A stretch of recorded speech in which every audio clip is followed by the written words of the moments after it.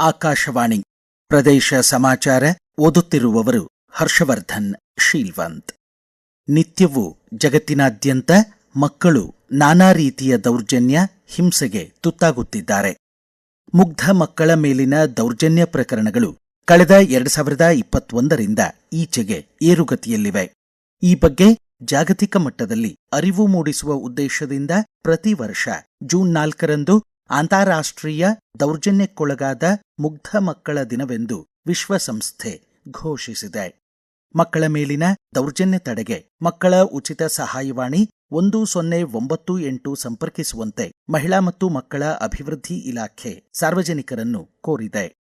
ಮಹಾತ್ಮ ಗಾಂಧೀಜಿ ಅವರಿಂದ ರಾಜರ್ಷಿ ಎಂದು ಕರೆಯಲ್ಪಟ್ಟ ಮೈಸೂರು ಸಂಸ್ಥಾನದ 24ನೇ ಮಹಾರಾಜರಾದ ನಾಲ್ವಡಿ ಕೃಷ್ಣರಾಜ ಒಡೆಯರ್ ಅವರ ಜನ್ಮದಿನವೆಂದು ಬಾಲಕಾರ್ಮಿಕ ಪದ್ಧತಿ ರದ್ದತಿ, ಮಕ್ಕಳಿಗೆ ಕಡ್ಡಾಯ ಪ್ರಾಥಮಿಕ ಶಿಕ್ಷಣ, ಉಚಿತ ಶಿಕ್ಷಣ, ಭದ್ರಾವತಿ ಉಕ್ಕಿನ ಕೈಗಾರಿಕೆ, ಮೈಸೂರು ಸಾಬೂನು ಕಾರ್ಖಾನೆ, ಕನ್ನಡ ಸಾಹಿತ್ಯ ಪರಿಷತ್ ಹಾಗೂ ಮೈಸೂರು ವಿಶ್ವವಿದ್ಯಾಲಯವನ್ನು ಸ್ಥಾಪಿಸಿದ ದೃಷ್ಟಾರರು. ಪದ್ಮಭೂಷಣ ಎಸ್.ಪಿ. ಬಾಲಸುಬ್ರಹ್ಮಣ್ಯಂ ಅವರ ಜನ್ಮದಿನವೆಂದು ತಮ್ಮ ಸುಮಧುರ ಕಂಠದ ಮೂಲಕ ಭಾರತೀಯರ ಮನೆ ಮನಗಳಲ್ಲಿ ಅಜರಾಮರರಾಗಿದ್ದಾರೆ ಎಂದು ಕೇಂದ್ರ ಸಚಿವ ಪ್ರಹ್ಲಾದ್ ಜೋಶಿ ಎಕ್ಸ್ ಮಾಧ್ಯಮದಲ್ಲಿ ಗೌರವ ನಮನ ಸಲ್ಲಿಸಿದ್ದಾರೆ. ಪ್ರಧಾನಮಂತ್ರಿ ರಾಷ್ಟ್ರೀಯ ಬಾಲ ಪುರಸ್ಕಾರ್ 2026ಕ್ಕೆ ನಾಮನಿರ್ದೇಶನಗಳ ಸಲ್ಲಿಕೆ ಪ್ರಾರಂಭವಾಗಿದೆ. ತಮ್ಮ ಸಮರ್ಪಣಾ ಭಾವ, ಪರಿಶ್ರಮ ಮತ್ತು ಪ್ರಭಾವದ ಮೂಲಕ ಇಡೀ ದೇಶಕ್ಕೆ ಸ್ಫೂರ್ತಿಯಾಗುವ ಯುವ ಸಾಧಕರನ್ನು ಗೌರವಿಸಿ ಸಂಭ್ರಮಿಸಲಾಗುತ್ತದೆ. ಅರ್ಜಿ ಸಲ್ಲಿಸಲು ಕೊನೆಯ ದಿನ ಜುಲೈ 31. ನೂತನ ಮುಖ್ಯಮಂತ್ರಿ ಡಿಕೆ ಶಿವಕುಮಾರ್ ನೇತೃತ್ವದ ಚೊಚ್ಚಲ ಸಂಪುಟ ಸಭೆ 6 ಮಹತ್ವದ ನಿರ್ಣಯಗಳನ್ನು ಕೈಗೊಂಡಿದೆ.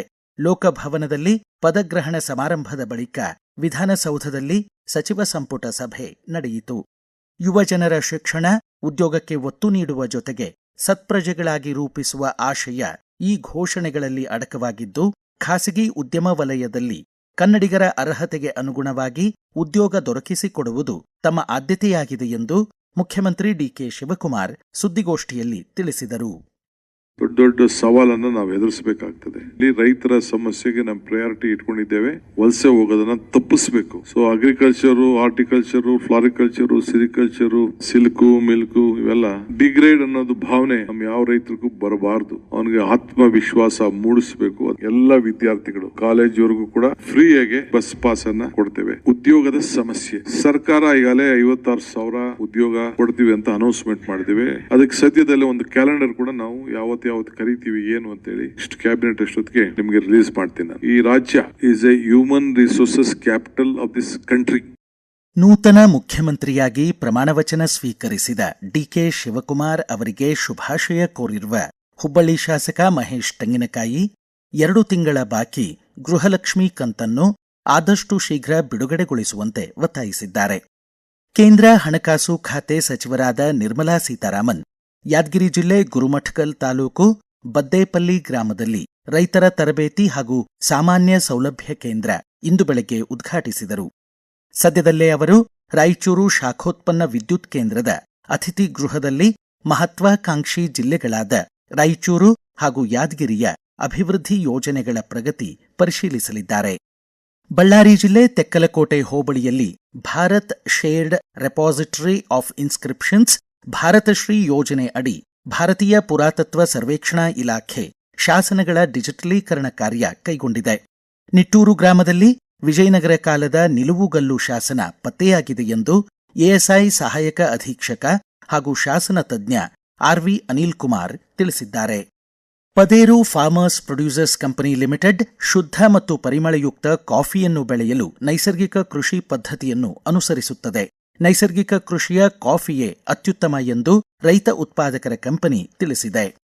ಗುಜರಾತ್ ರಾಜ್ಯದ ಅಹಮದಾಬಾದ್ನಲ್ಲಿ ಇಂದಿನಿಂದ ಆರಂಭವಾಗಲಿರುವ ಮೊದಲ ವಿಶ್ವಕಪ್ ಯೋಗಾಸನ ಚಾಂಪಿಯನ್ಶಿಪ್ನಲ್ಲಿ 60ಕ್ಕೂ ಹೆಚ್ಚು ದೇಶಗಳಿಂದ 400ಕ್ಕೂ ಹೆಚ್ಚು ಕ್ರೀಡಾಪಟುಗಳು ಭಾಗವಹಿಸಲಿದ್ದಾರೆ.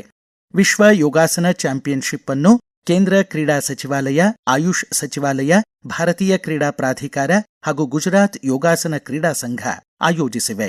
ಪ್ರಧಾನಮಂತ್ರಿ ನರೇಂದ್ರ ಮೋದಿ ಪ್ರಥಮ ವಿಶ್ವಕಪ್ ಯೋಗಾಸನ ಚಾಂಪಿಯನ್ಶಿಪ್ಗೆ ಎಕ್ಸ್ ಮಾಧ್ಯಮದಲ್ಲಿ ಶುಭ ಕೋರಿದ್ದಾರೆ.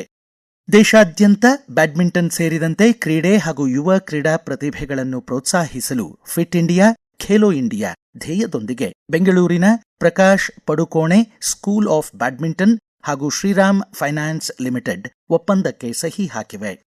ಕರಾವಳಿ, ದಕ್ಷಿಣ ಒಳನಾಡು ಹಾಗೂ ಮಲೆನಾಡು ಜಿಲ್ಲೆಗಳಲ್ಲಿ 8ನೇ ತಾರೀಖಿನಿಂದ ಅಲ್ಲಲ್ಲಿ ಭಾರೀ ಮಳೆಯಾಗುವ ಮುನ್ಸೂಚನೆ ಇದೆ ಎಂದು ರಾಜ್ಯ ಹವಾಮಾನ ಇಲಾಖೆ ತಿಳಿಸಿದೆ.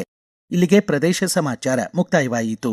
ನಮ್ಮ ಮುಂದಿನ ರಾಷ್ಟ್ರೀಯ ವಾರ್ತಾ ಪ್ರಸಾರ ಮಧ್ಯಾಹ್ನ 1:10 ನಿಮಿಷಕ್ಕೆ.